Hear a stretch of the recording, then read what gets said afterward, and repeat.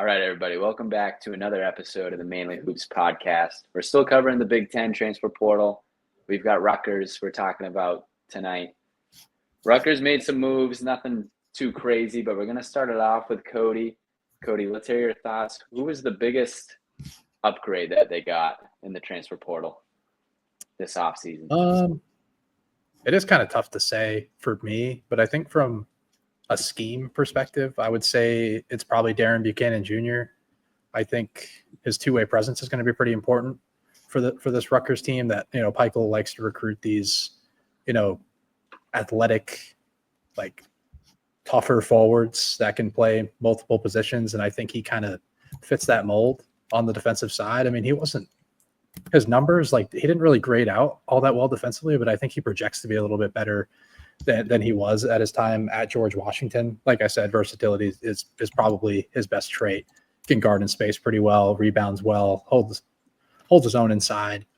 But from an offensive perspective, really love what he's going to provide. He's a rim reliant guy that was just a 21st percentile rim scorer last season. Got to the free throw line at a super high rate, but also didn't knock down free throws at that high of a clip. He was just a 66% free throw shooter. Kind of thrives in transition. He's kind of tough to handle as a driver, but like I said, he doesn't really score it at the rim all that well. Plus, when you add in that he's the lack of a perimeter game, it's kind of a weird outlook for him. He was 16 of 69 from three, which is 23% last season. There's no real dribble creation game or intermediate game. And the final play doesn't really get on the offensive glass either. So I'm a little bit worried about his offensive outlook, but for a guy that fits the mold for a Rutgers wing or forward or however you want to classify it, I think he fits the best. Marcus, who's your standout in these transfers? I mean, standout may be a strong word.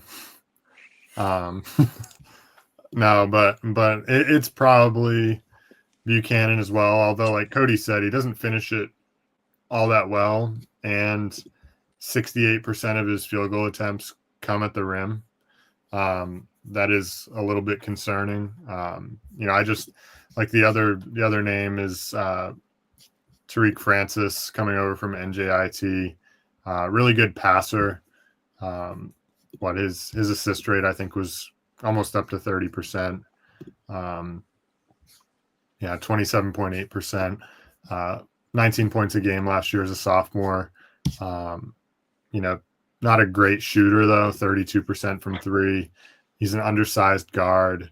I don't really know like how well he fits into what Peichel's trying to do. So I guess it's probably Buchanan just from like a versatility standpoint, 6'7", 235.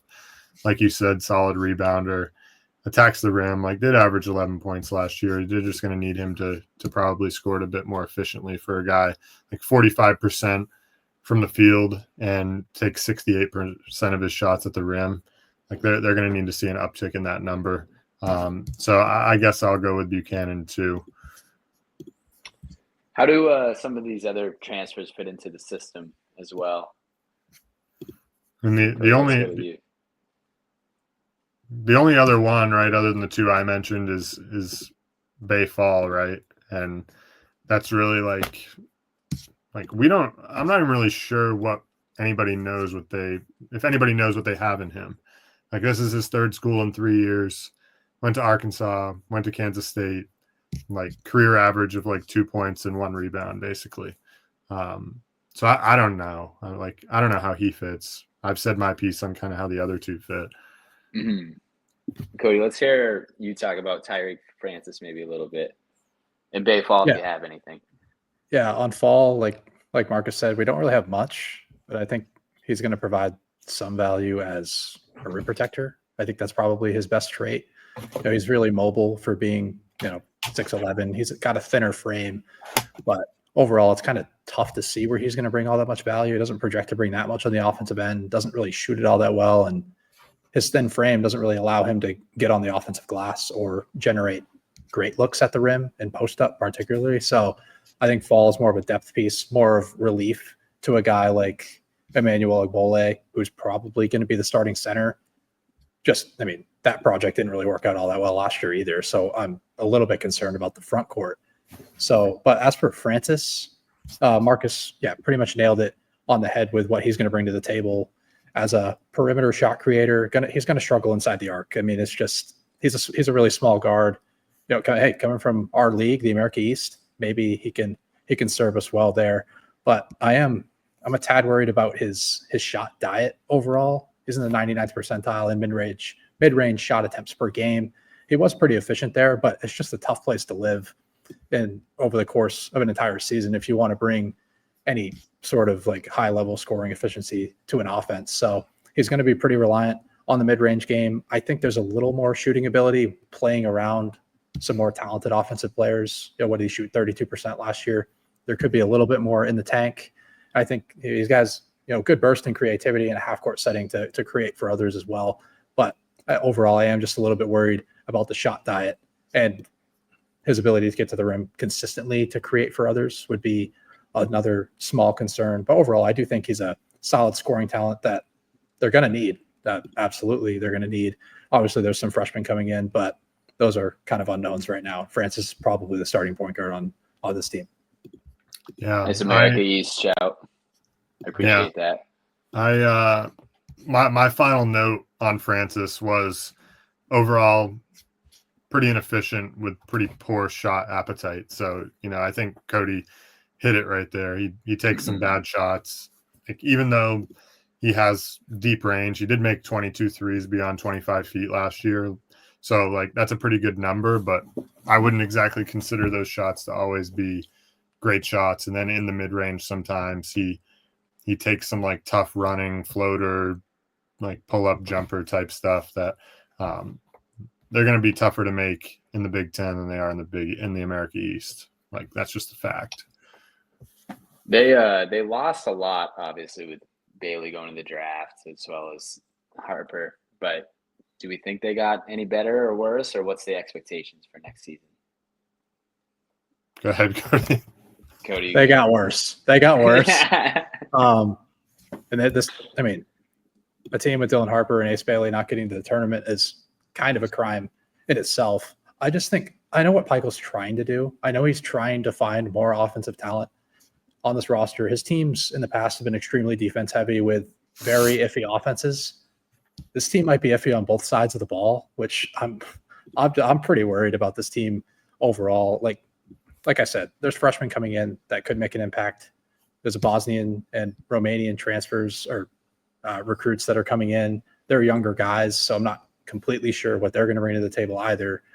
But with what they have right now, I'm just worried about the shooting efficiency. I'm worried about the scoring efficiency all over the floor.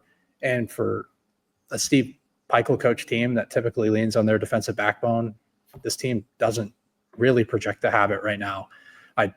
I wouldn't be surprised if they finish outside like the top 100 in adjusted offense and adjusted defense, and they could find themselves at the bottom of the league very easily. Marcus, I'll leave it to you. What are your thoughts? Not much more to say, really. I mean, didn't do a ton this offseason. They've got a couple 4 stars coming, a couple guys from overseas, like Cody said. So we'll do a deeper dive on them, but I think expectations should be pretty low for this team. Like Cody said, bottom of the Big Ten. I expect a bottom 3 finish without a doubt. I just don't see enough on either end here. Are we good to wrap up Rutgers, or do we have anything to add? Not much. I mean, I'm willing to bet that they're going to finish in the bottom 3. I mean, I can't see an avenue for them to be any higher than that. I mean, I think it's a battle between them and Penn State for the bottom, and I think Rutgers beats them to the bottom. That's just how I'll say it. I mean, I understand what Pikel's trying to do. He understands that he needs a better offense to, raise this team's ceiling, but at the same time, I think it's kind of lowering the floor. And if you're not able to do it with Harper and Ace Bailey, it's going to be really hard to do it with this roster. Marcus? I got nothing else. I've said enough about Rutgers. All right, we'll wrap it up here then. As always, thank you for listening to the Mainly Hoops podcast.